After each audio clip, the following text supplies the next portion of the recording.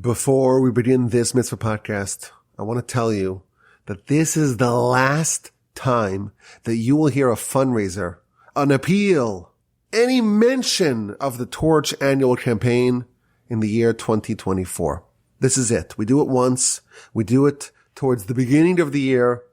We ask everyone to come and chip in, to make a donation. Every donation is doubled. The website is givetorch.org, and you can find the link in the description.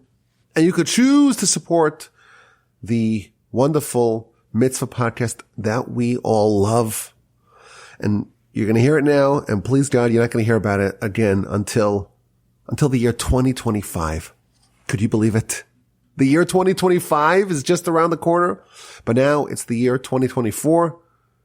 And we have a campaign, and we're trying to raise money to support the great work of Torch, the Torch Center in Houston, Texas, and of course, the Mitzvah podcast. And you could do that right now by clicking the link in the description, givetorch.org. Every donation is doubled. Support the Torch Center. Support the great work of the Mitzvah podcast.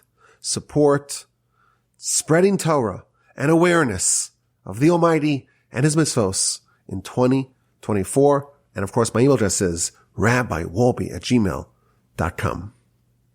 We are up to mitzvah number 147, and although the mitzvahs that we've been covering recently have all been related to sacrifices, this one is not really related to sacrifices. This is the prohibition against the consumption of forbidden fats.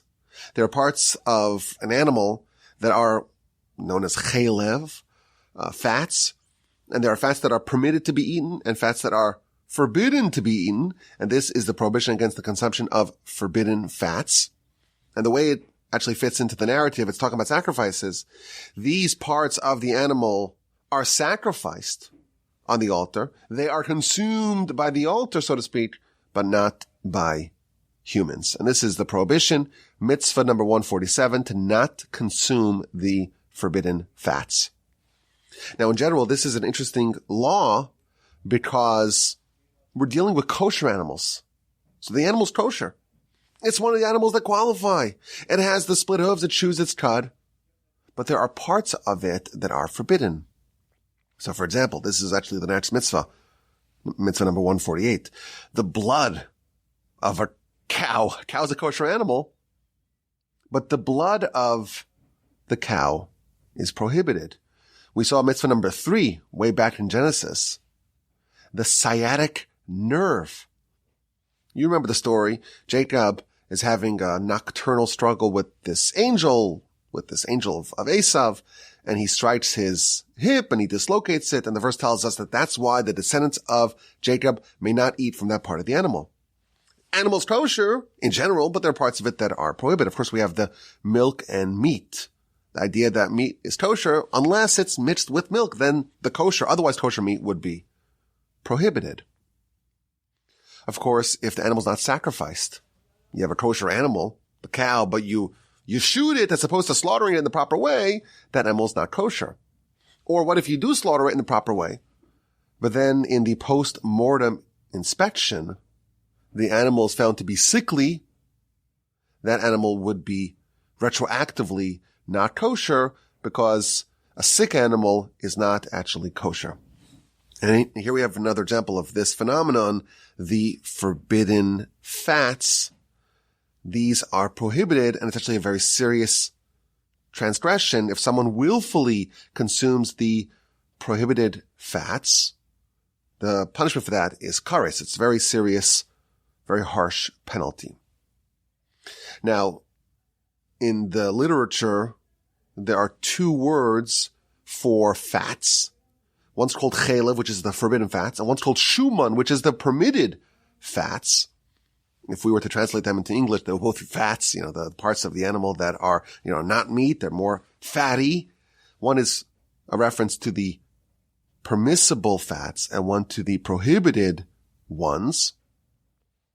And the Ramban in his commentary to Leviticus tells us that the difference between forbidden fats and permitted fats is that when the fat is kind of marbled, it's intermingled with the meat, that is an example of shuman, of permitted fats. When it is separate, separate. It means you could remove it. It's like there's a surrounding membrane. You could remove it. It could be peeled off. That will be cheilev. It is forbidden fats. Now, this is found in many places in the animal, primarily around the internal organs, also like the heart, the spleen, the stomach, the liver, or in the hind quarters of the animal. Now, there is a process of removing the forbidden fat. So you have an it's a kosher animal. It was slaughtered properly. In the post-mortem inspection, it was found to be healthy. The animal's kosher, but there are parts of the animal that must be removed in order to have the meat that's surrounding those parts, to be permitted. And there's a process called nikur, which is to know, which fats are prohibited, and to remove it in a way that none of the prohibited forbidden fats remain. Now, I had previously thought that this is a very hard job to do. In America, it's almost impossible to find parts of the hindquarters of an animal. So like sirloin, tenderloin, these kinds of steaks are very hard to find kosher, because what the kosher slaughterhouses simply do is they take the whole back part of the animal and just give it off to the non-kosher market. The process of nikur, it's just too complicated to do, and maybe we don't know how to do it properly, or maybe there are questions if it's done properly, and are there enough experts to do it? And therefore they just simplify, take the whole back part of the animal, and that's not part of the kosher pile. We just have the front part of the animal. And then I thought, well, maybe it's hard to do, but it's also not economical. And I'm like, I actually once saw a video of the process of nikur. I'm like, that looks kind of complicated. And it almost looks like it's, surgery to remove certain parts, but it's to be a surgeon without the prestige and the paycheck. It's just not economical.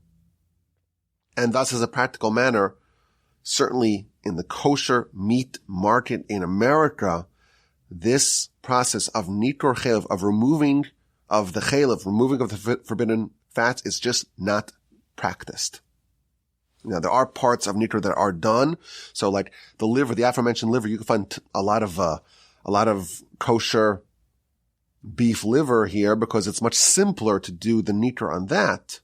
But the hindquarters of the animals are just simply sold to the non-kosher market, and it's just very hard to find a sirloin steak in America. Now, in Israel, because the kosher market is so much bigger, it's just not feasible to sell it off to the non-kosher market, and therefore their nikur is practiced. At least that's what I had thought. Now, as fate would have it, over the weekend, I see someone who's visiting the neighborhood for Shabbos, and I go over and I say, hi, how are things? Who are you? What's your story? He's visiting the community for Shabbos. And he's a butcher. He's a butcher. He's involved with the kosher processing and, one of the big distributors of kosher meat in America. So I said, okay, well, I'm doing some research about this nikur thing. Tell me about it. Why don't we have it? So he's all over it. And he says, actually, we should have it. And it's not that complicated. And there are all sorts of technologies and new tools that we have. And there's the ability to have transparency, to know that nikur was done properly. And it's done everywhere else. They do it in Israel. They do it in Mexico. They do it in Argentina. And actually, it is to the detriment of the kosher consumer to not have it done here, because it makes the kosher market less appealing to the slaughterhouses, because they're only selling parts and they're asking for this part, not that part. So it actually artificially raises the price of kosher beef. So he was very much in favor of actually changing the policy here. But he said it's very hard to change established policies and practices. And none of the kosher certifications want to go first and say, well, we'll do it now. As we know, people are very averse to altering policy. But then he said, well, if you actually need some of those states. Wink, wink. I know a guy. Maybe we have some of it available. It's definitely doable. But regardless, this whole concept, this whole world of nikkur, of the removing of the fats, is only because of this mitzvah, that there are parts of a kosher animal that was slaughtered properly and was found to be kosher in the post-mortem inspection that are forbidden, and you must remove them, and that is a little bit more of a complicated process, and it's not actually done here, at least not on a large scale. But it is important to note that this art, or this science of removing the forbidden fats, it's actually something which is very much needed, when the temple's restored and the paschal offering is restored. As we know, we saw this just recently. Every single little bit of that meat must be consumed. There's a prohibition to have any leftover meat. Well, what about all the parts of the animal that are close to the cheilev? Well, they must be eaten as well. But what do you do with the cheilev? What do you do with all the forbidden fats? You must remove it. So nikkur is a process that we cannot forget how to do, and it would be a good idea for that knowledge to be more ubiquitous, because it is something which is definitely needed in the Messianic times. Now, what's the reason for this mitzvah? We have an animal, it's a kosher animal, and it was slaughtered properly, and it was found to be healthy in the post-mortem inspection. Why is there this mitzvah, this prohibition against the consumption of these forbidden fats? And in general, the Sefer Chinuch ponders the question, food is food is food, right? It's just energy. It's just fuel, just calories that you need. Isn't our focus the soul? Why would the Torah govern so much about what we eat, what's permitted, what's prohibited? What is the relation between physical food that nourishes the body, and the soul? So he tells us a principle that's applicable across all the laws of food, of what's allowed to be consumed and what's not allowed to be consumed. He tells us that the body is a vessel for the soul. And thus the body is not just some commodity item, some commodity implement. It's holding the soul. Moreover, it is what effectuates the will of the soul. The body is the tool, the implement that exercises the will of the soul. And therefore it's important to have a body that's going to be conducive to the agenda of the soul. And only to the degree of the body's purity and stability and spiritual equilibrium, only to that degree will the body be a good candidate to follow the counsel and the wisdom of the soul. And therefore it's important for the body to be fed and to be nurtured in a way that's not going to cause it to deviate away from the agenda of the soul. It's got to be strong, it's got to be sound, it's got to be balanced. And thus it's important to look at the inputs that go into the body. And then he adds an interesting point. He says, well, what were to happen to a body if the body was withheld from eating? Absent food, the body withers, it gets smaller, it gets weaker. And of course, when the body's fed, it gets nourished. And thus, if you were to kind of map out the body's relationship with food, with no food, the body gets smaller and gets weaker and starts to wither. And with food, it stays strong. It stays robust. So effectively, the body is rebuilt with food. This is the old saying, you are what you eat. Because your body is what you eat. That's how we would rephrase that. Your body is what you eat. Because if you don't eat that, then the body gets smaller. So thus, if you do eat it, the body's actually it's the product, it's the manifestation of what you ate. So the food is really the building blocks of the body, and thus good food will result in a robust and healthy body, and one that can be a good partner for the soul in its agenda. And therefore the Almighty in his kindness, says the Sefer Chinuch, he tells us what food to eat and what foods to avoid, because those will help the body be strong and sound and spiritually primed to do the will of the soul. And then he tells us this idea would apply to all the mitzvahs that relate to food, what we can eat and what we cannot eat. And then he adds one more point. These fats, they cling to a person. They clog things up. They bring bad health outcomes. And that will be a good reason for us, a good rationale for us, a good justification that we can understand as to why the Torah prohibits these fats. Interesting. So he's kind of looking at this mitzvah on a very basic level that resonates with all of us. Well, you're supposed to be healthy. And the foods that the Torah bans, on some level, they're not healthy, not good for you on a physical level, on a spiritual level, and therefore the Torah prohibits them. You know, I saw a graph recently that was charting life expectancy on a graph of socioeconomic status. And it was doing it in various Israeli cities. And you see that it's highly correlated, that the higher the socioeconomic status, the longer people live. You know, health outcomes, longevity outcomes seem to be highly correlated with socioeconomic status. Except there are complete outliers.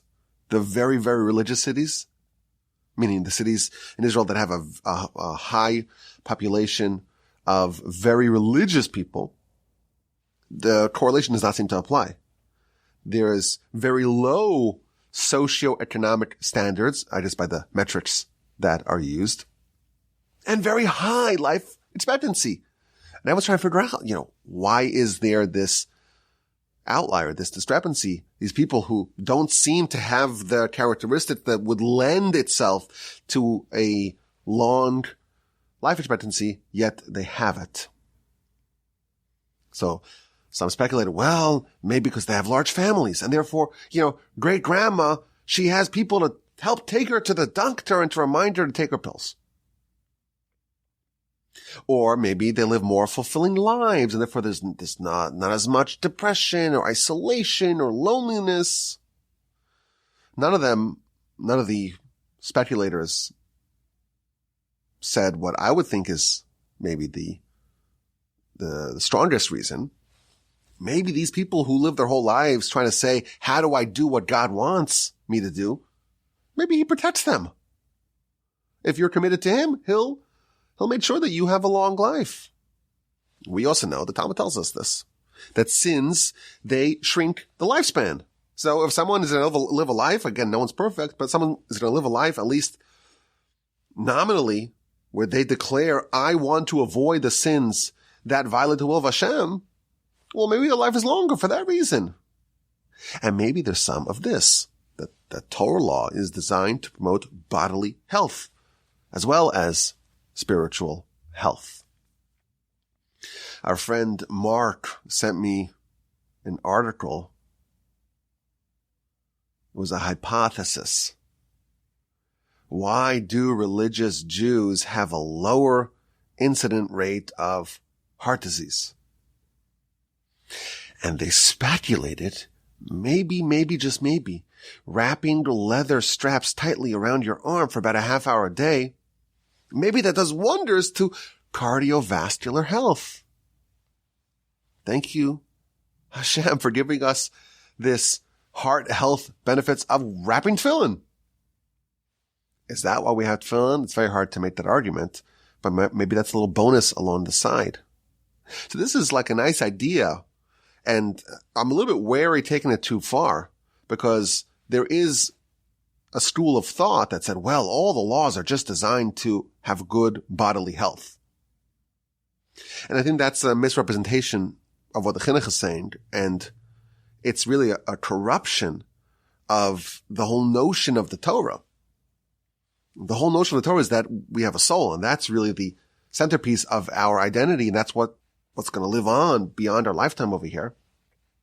And that's what we're prioritizing. So the idea that all of Torah is just there to promote a good physical and bodily life, to me, that's a corruption. But maybe there's like a side point, like a side benefit. That the Almighty creates everything, creates the physical world and the laws of physics, and creates our bodies and knows what's optimal for our bodies. And maybe there's going to be a side benefit of the mitzvos that they will actually promote our health. And that is important because, after all, only once we're alive and the body's functional, only then can we do mitzvos and actually become closer to our Creator. And that's perhaps an idea that can apply to this mitzvah and to many others that relate to what we can and cannot eat. But there are other ideas featured in the literature. Many of the commentaries point out that this mitzvah, the forbidden fat, and the blood, which is the next mitzvah, in both of them we're told they must be placed upon the altar. They are offered to God, so to speak, and thus they're for God and not for us. Which is why, perhaps, this law does not apply to all animals. It only applies to kosher animals. But even with kosher animals, it's only the particular species of animals that are offered as sacrifices. Animals that are never offered as sacrifices don't have these laws. So maybe the reason behind these laws relate to the fact that these specific animals, and we'll see which animals they are, these specific animals are offered as sacrifices, and thus the parts that are exclusively for God, we should not eat from them. And along these lines, I saw something very interesting. The commentaries suggest that, you think of fat as being something which is kind of stationary. And it connotes laziness and stasis. Whereas blood, it connotes like alacrity and speed and vitality and life. We're told that the blood and the fat is kind of placed upon the altar for God. We have impulses, we have characteristics, we have tendencies of being aggressive, of using alacrity and speed and determination and ferocious desire. And we also have the tendency to be lazy and just let things happen. And both of them really could be used for good. And of course, the opposite is true as well. If there's a mitzvah, right? What are we supposed to do with the mitzvah? The word mitzvos can also be read as matzos. Just as a matzah, you don't want to tarry. You wait around too long, the matzah becomes chametz. Mitzvah is the same way. You have to do it right away. Eagerly jump at the opportunity. When it comes to a sin, in that instance, actually laziness is the preferred way to interface with it. Yisrael wants you to do a sin. One of the best tactics to resist that is to say, I'll do it tomorrow. What's the rush? When Moshe appointed Joshua to go fight against Amalek, he said, we'll do the war tomorrow. Why not right now? Amalek is representative of the Yetzer Hara. The way you fight, or one of the ways that you resist the Yetzer Hara, is by saying, we'll do it tomorrow. We'll engage tomorrow. And this is how you can use both the blood and the fat, so to speak, for God. Both the eagerness and the excitement and the immediacy of action that's represented by the blood, where there's this full force and there's never a break and it's pumping vitality to every part of you. Use that for God. When there's a mitzvah opportunity, jump on it. Seize it. And this laziness and this fat, and I'll sit on the couch, I'll get to it eventually. Use that for God as well. When it comes to doing a sin, I'll get to it eventually. And tomorrow won't be as exciting. Now, of course, there's the opposite. Almost like our default. Our default is the opposite.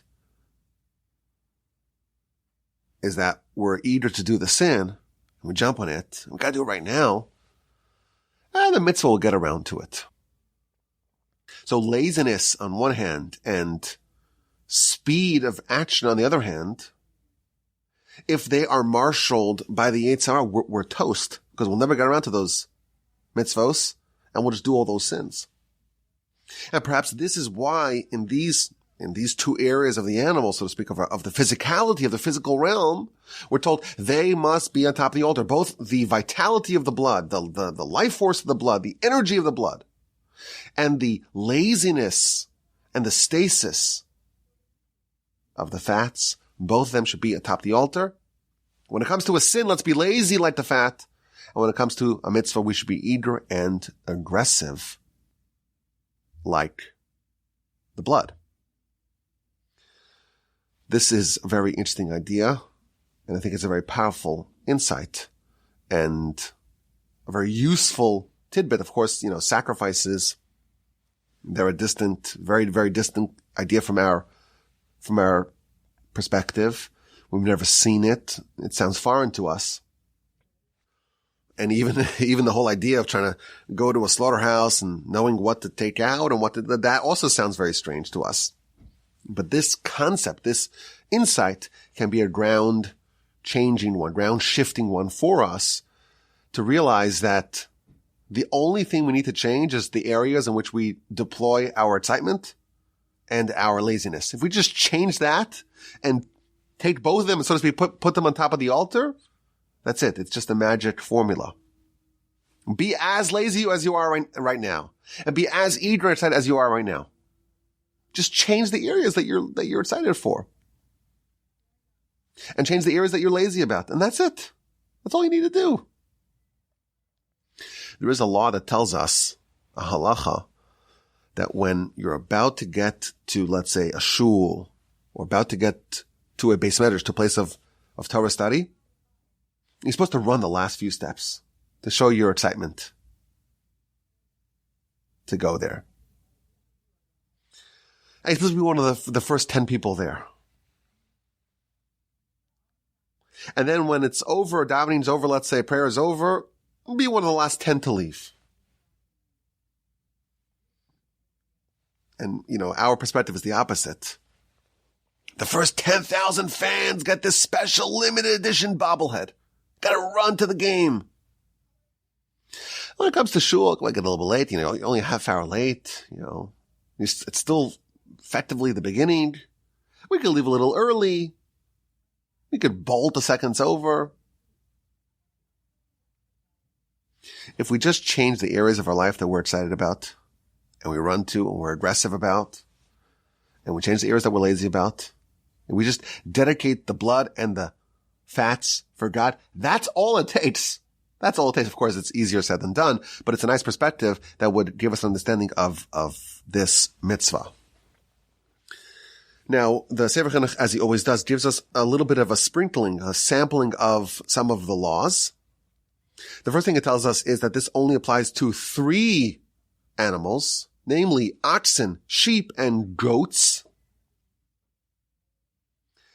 And he also notes that this is true, this law of the forbidden fats is true regardless if the animal is kosher or not. So suppose you have an animal that wasn't slaughtered, or wasn't slaughtered properly, or was slaughtered properly but was found to be non-kosher for some other reason, there would still be a distinction between the meat and the fats.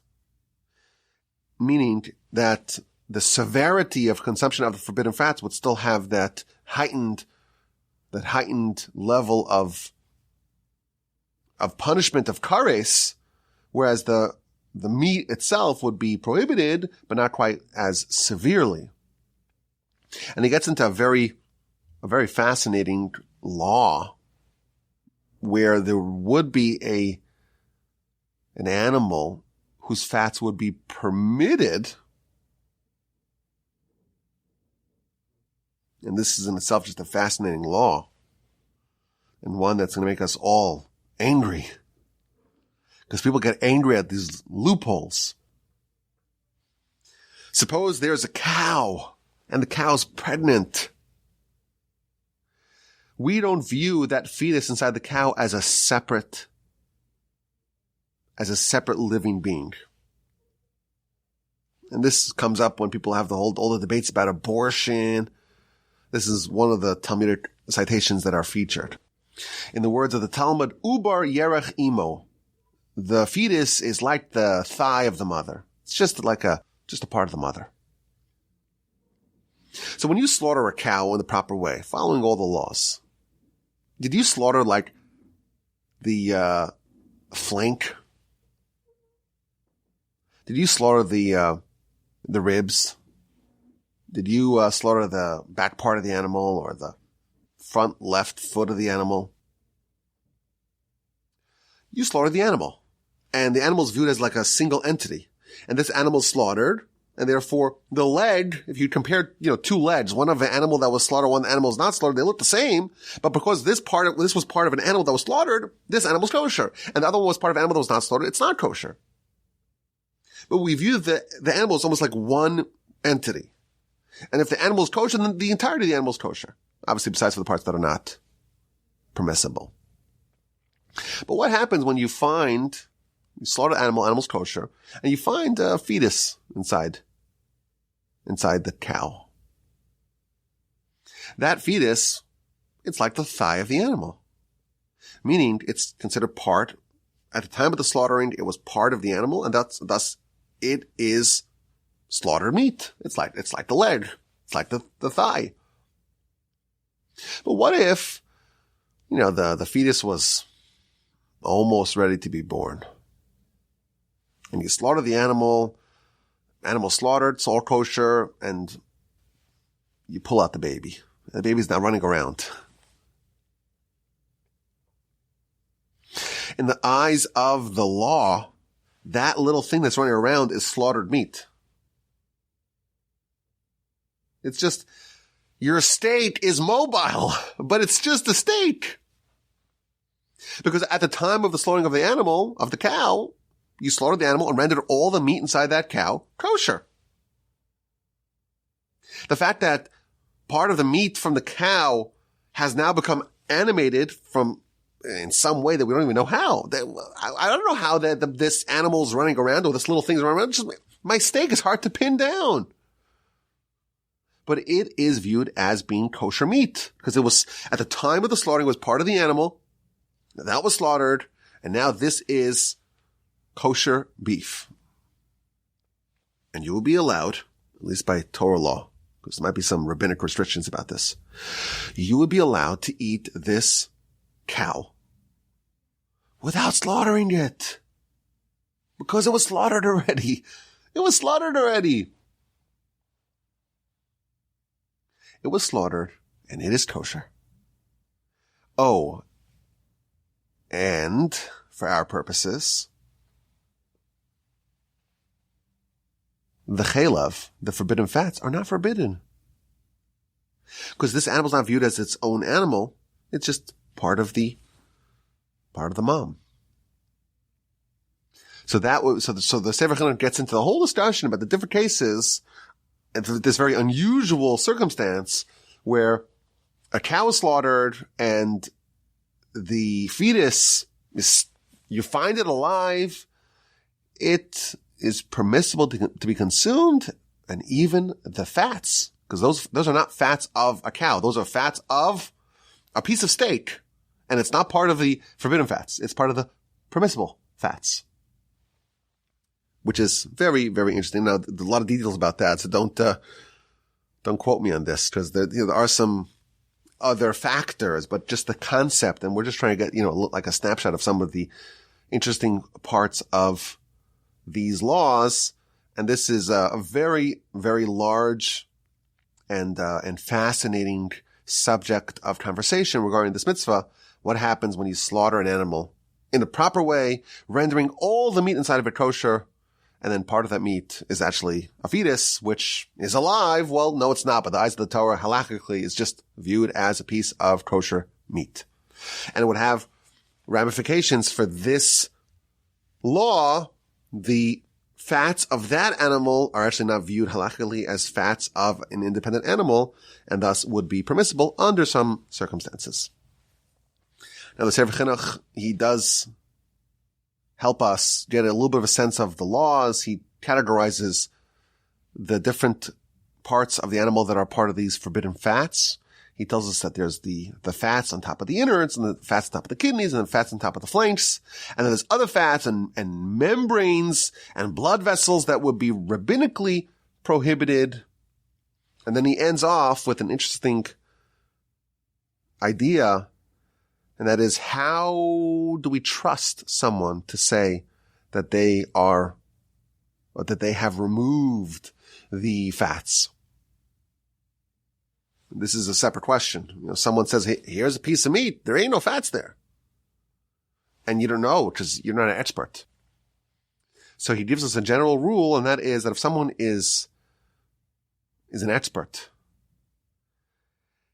and you have no reason to suspect that there's any sort of chicanery going on over here, they would be trusted. They would have a degree of trustworthiness that they, of course, could lose. But you, as the consumer, if there's someone who has been trained and has been tested and has been vetted and has been credentialed as an expert, and you're a non-expert, you can trust them unless you have reason to not trust them.